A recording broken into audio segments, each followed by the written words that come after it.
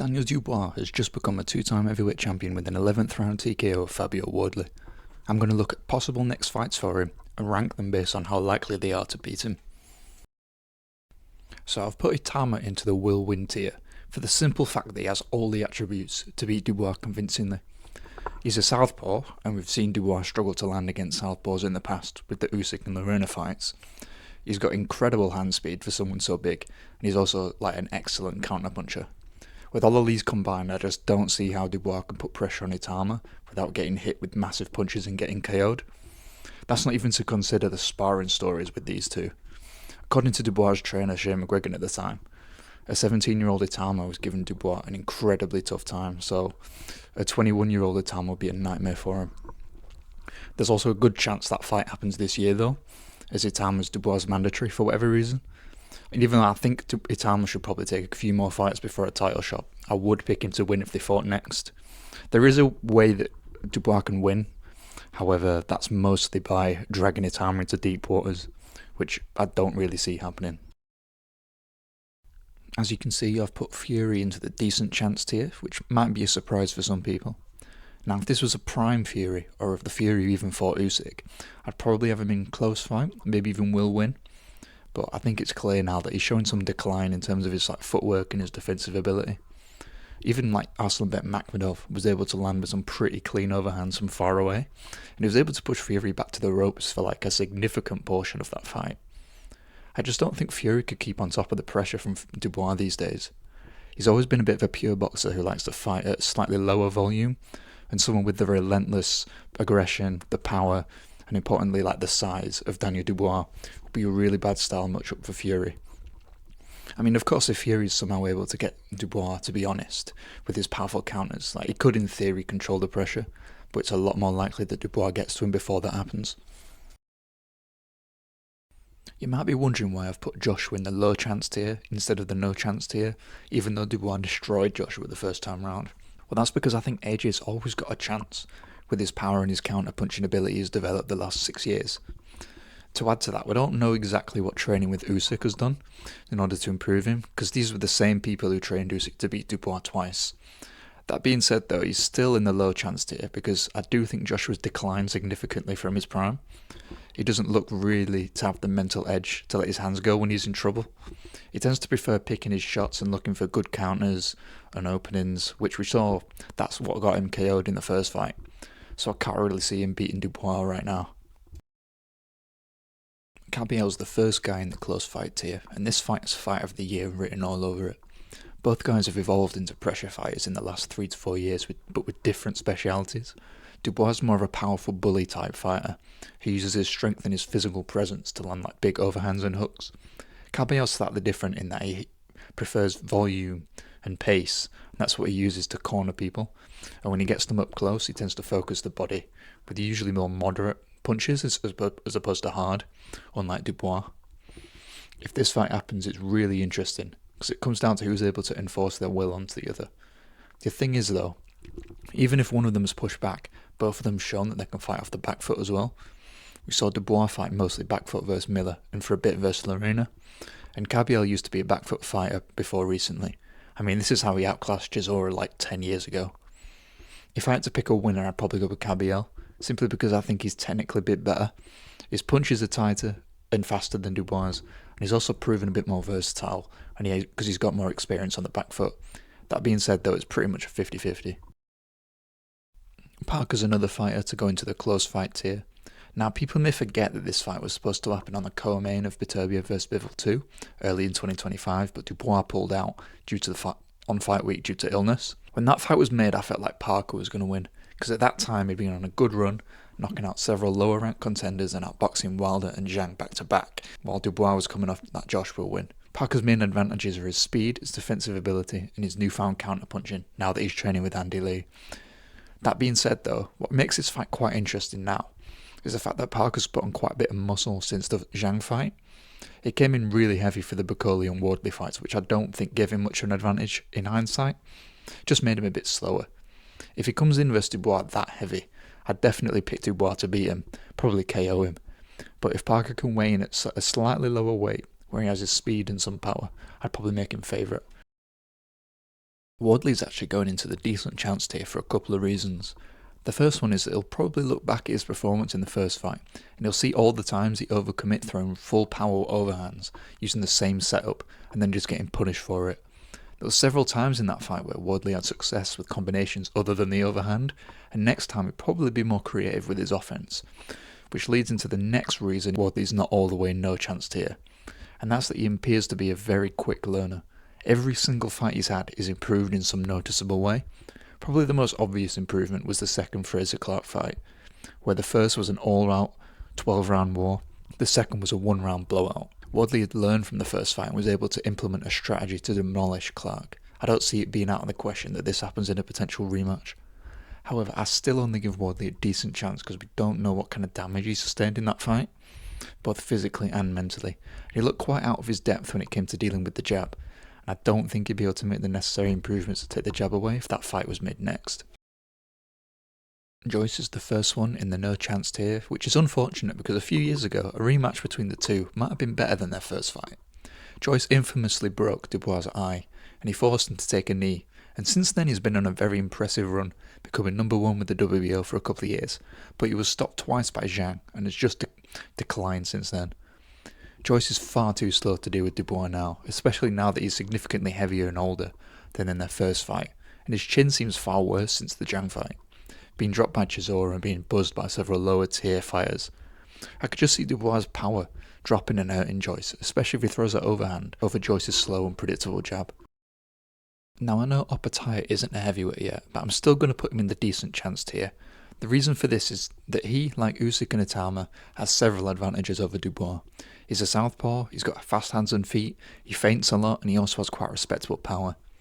If Jai is the same at heavy as he is now at cruiser, I can definitely see him beating Dubois, as he'll have the speed of a cruiserweight and the power of a heavyweight. However, if this fight were to happen next, Opetaya's only in decent chance, because I don't think he'll have really grown into the division, and he probably couldn't keep someone as big as Dubois off of him for 12 rounds, especially since we've seen Jai struggle with his cardio when he's forced into wars, like he was with Bradis. Defensively, he's also not as good as an Usyk, so he's more likely to be caught by big punches from Dubois. Next, I have 3-weight world champion David Benavidez in the low chance tier. Now, if Benavidez was a few inches taller, and he was naturally like maybe a big cruiserweight or a small heavyweight, I'd definitely make him the favourite over Dubois. But as it stands, Benavidez is just way too small to be fighting the likes of Daniel Dubois, even though Benavidez does walk around really heavy. Most of his weight is fat, compared to Dubois, who's not only taller and heavier, but he's also pretty much mostly muscle. Stylistically, Benavidez actually could do really well versus Dubois, because he's much faster on the inside and he's got great defense and guard manipulation. Hence why I said if he was naturally taller and bigger, I'd pick him to win. Unfortunately though for him, even though he's talked about going to heavy for an Usyk fight, a Dubois fight could be absolutely disastrous. One jab from Dubois will probably stun him, and I find it really unlikely that Benavidez' power could do much damage to Dubois, so he'd probably get steamrolled. Without a doubt, Wilder's going into the no chance tier. Even a prime Wilder I wouldn't have given too much of a chance. I've always felt the power of Wilder was a little bit exaggerated somewhat, because of his levels of competition. He couldn't even KO Bermain Stiverne in their first fight, and recently his powers look like it's waned even further. Dubois would absolutely demolish this version of Wilder in a couple of rounds. I mean, a very old Chisora was able to land several clean overhands, just a pretty bad sign for anyone wanting to put Wilder in with Dubois now. There is a case to be made to move Zhang into a higher tier because he's a southpaw with decent hand speed and explosive power, but the main thing holding him back is his lack of movement and his incredibly low punch output, especially in the second half of a fight. I mean, it's possible Zhang catches Dubois with something big when he comes in and he knocks him out cold, but I think Dubois got a pretty good chin, and I don't think Zhang's got the punch output to really disguise that KO shot against someone who's going to look to crowd him and smother that left hand. Now Torres is going into the decent chance tier. He's a southpaw with fast hands and quite a high punch output for a heavyweight with some decent power too. Against Dubois, he'd probably look to fight similarly to former welterweight champion Sean Porter, where he uses movement to stay out of range and then he quickly closes the gap and lands inside, trying to make the fight quite scrappy. But this is also why I've put Torres into decent chance, because defensively he's not as refined as some of the other southpaws in the higher tiers, and I don't see any other option for Torres other than trying to smother Dubois and fight inside, which is really risky when you look at the power and also how quick Dubois throws the jab versus opponents who try to take the fight to him. I could see Torres, if the fight was made next, having some good success, but the strength in the jab counters from Dubois would be too much for him, I think. Former unified cruiserweight champion and WBA regular heavyweight champion Murat Gassiev is going in the no chance tier. Of all the fighters in the no chance tier, he's definitely got the best chance, but that doesn't say much. At cruiserweight, Gassiev was an incredibly powerful pressure fighter, and while the power's mostly carried to heavyweight, he just can't cope that well with the size of many of the heavyweights because he doesn't have the size himself or the speed. He got outboxed by Otto Wallin, and he was losing the fight to a 40-year-old Pulev before he got the KO. Dubois' jab would absolutely obliterate Gassiev's high guard. His only chance would be to land one big punch, but Dubois could comfortably outbox and stop him if they fought. Lawrence Okolie goes into the low chance tier for the simple fact that his inside game is virtually non-existent. Now Okolie has shown some decent power at heavyweight, and he's also very heavy himself, but with quite long arms.